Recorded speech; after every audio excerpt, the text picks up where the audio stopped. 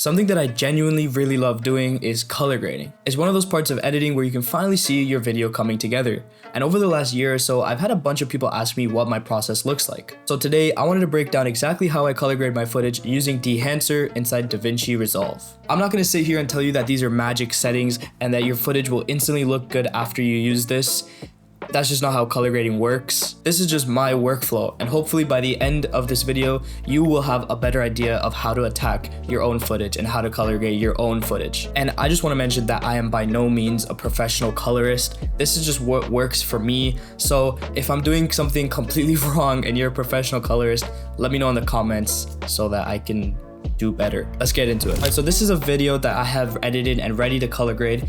All of this footage was shot on my Sony a7 IV in S-Log3 S-Gamma3.Cine. If you're serious about color grading and making your footage look better, filming in log is the way to go, and it will give you so much more flexibility and data to work with. Trust me, your color grades will look 10 times better once you figure out how to color grade log footage. It's just like shooting RAW photos compared to JPEG photos. If you're shooting JPEG, or in this case, if you're shooting with all the colors baked into the video from in camera, then you can only push your color grade so far and you won't get the full potential of what your camera can do. So you can see right now, all my footage is pretty gray and flat and bland.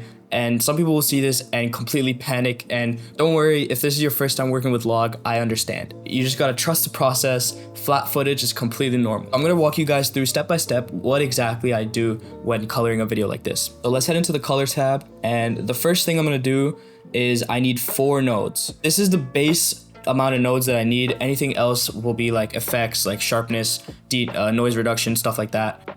But we're gonna start on the 3rd node. This is gonna be our Dehancer node. We're gonna find Dehancer, we're gonna just drag and drop it onto the node, and there we have it. You can already see some color coming in. That is just the film profile. First thing, I'm gonna turn the film profile off. I don't really use it as much. I like using my own LUTs. So your first step is gonna be converting your footage. Generally, you would do this through a color space transform node, but Dehancer actually makes it so much easier. You can just choose exactly what camera you have and what format you're filming in. So for me, the a7 IV and S-Log3 S-Gamma3.Cine.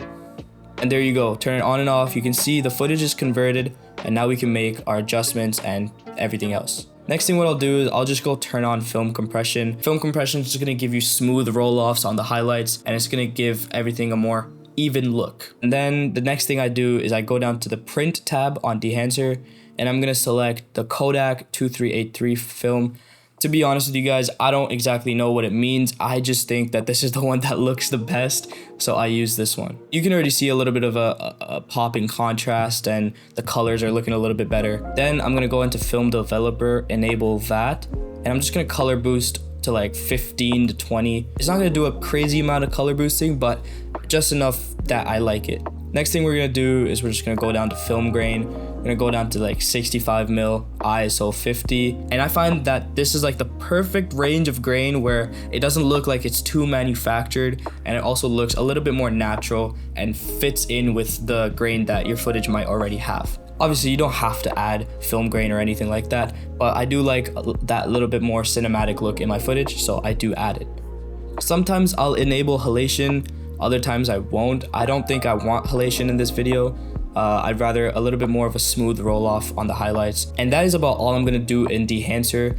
Again, you can do so much more with Dehancer. You can halation, you have bloom, you can add some film damage, you can add like overscans like that. So there's a bunch that you can do inside this one plugin, which is why I love it so much. But for now, we're done with Dehancer. Next thing I'm gonna do is I'm just gonna drop my LUT in, and this 4th node is what our LUT is. So if I turn it off and turn it back on, you can see the adjustments and contrast, and a little bit of the colors look different now. One thing I did wanna ask you guys is, would you guys be interested in LUTs? Because I know a lot of people ask me about my color grade. I haven't really told anybody my process or anything. This is really the first time I'm fully breaking it down, I think. But if anybody would be interested in buying LUTs, I'm fully open to putting them out there, but I would want to know, what do you guys think? Would you want to buy LUTs and presets and stuff like that? That's something I could definitely do. Let me know in the comments. And then the next thing we're going to do is we're just going to adjust our white balance. If you right click on your white balance node, you go into gamma and you select linear. You can actually go into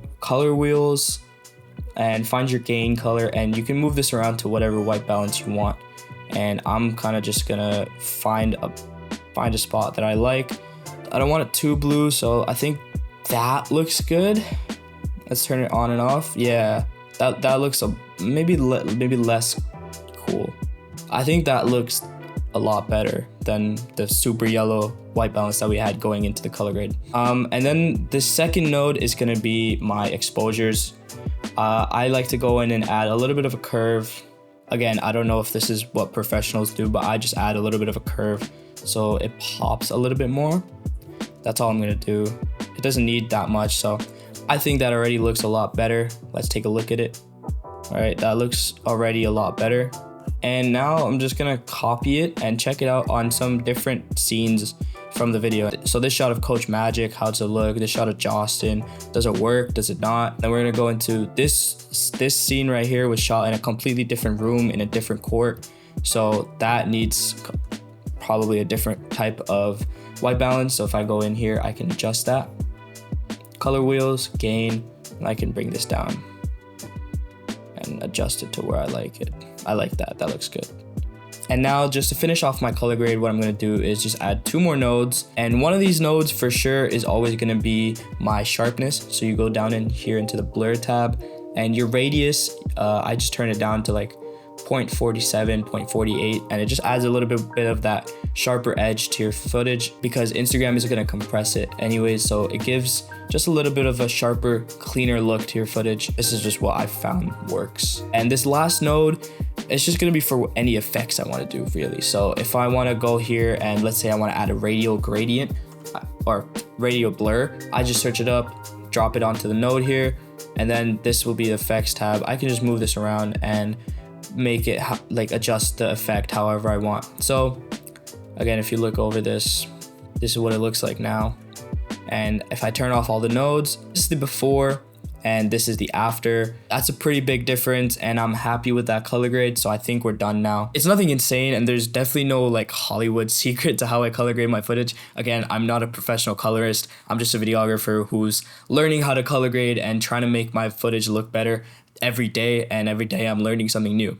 And I'm just trying to build a consistent look that I like, that I can use for a long period of time. And honestly, I think that's another thing. You have to do it a lot for you to get better at it. I've been color grading log footage for like 2 to 3 years now, and I think I'm just now finally getting to a spot where I really like how my grades are looking. Your footage will look better the more you color grade. Just like anything else, you will get stronger the more you work out. You will get better at running the more you run. It's the same with color grading. It's the same with editing. It's the same with filming videos. You will get better at it the more you do it, and you have to be consistent with it. Anyways, that is pretty much my process. And again, big shout out to Dehancer. They're not paying me to say any of this. I just love the product. And so if you do want to check it out, if you think that this is a product that could be useful to you, remember to use my link in the description for 10% off. If you enjoyed this video, if this video helped you out, leave a like. Help me out by subscribing. If you got any questions about color grading or Dehancer, throw them in the comments and I will try and answer every single one. As always, I appreciate you guys watching and I'll catch you in the next one.